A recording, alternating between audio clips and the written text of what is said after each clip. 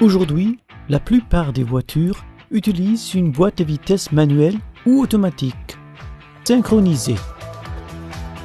Pour cette vidéo, une boîte de vitesse synchronisée avec 4 rapports est expliquée en détail.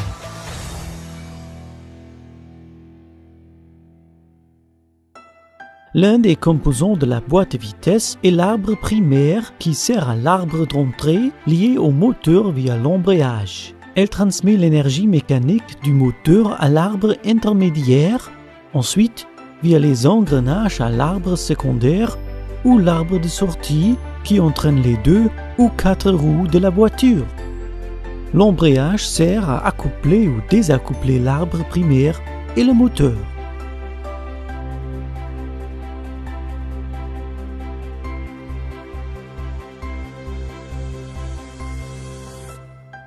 Les pignons montés sur l'arbre primaire et intermédiaire sont des pignons fixes. Cependant, les pignons portés par l'arbre secondaire sont des pignons fous, c'est-à-dire qu'ils peuvent tourner sur l'arbre secondaire grâce au roulement à aiguille.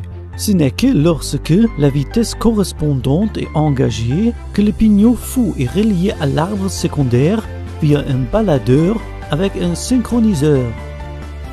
Pour le premier rapport de transmission, il faut enclencher le baladeur et le pignon fou. Pour cela, le conducteur enfonce la pédale d'embrayage pour que le moteur ne transmette pas d'énergie mécanique à la boîte de vitesse.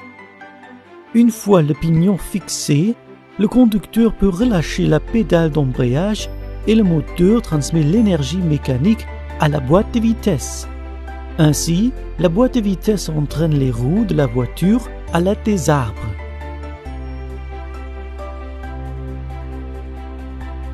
Pour passer en deuxième vitesse, le conducteur de la voiture actionne la pédale d'embrayage à nouveau.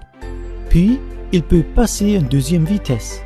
Lors de ce processus, le synchroniseur permet préalablement au crabaudage de synchroniser la vitesse du pignon et la vitesse de l'arbre secondaire. Le conducteur peut alors relâcher la pédale d'embrayage et conduire en deuxième vitesse.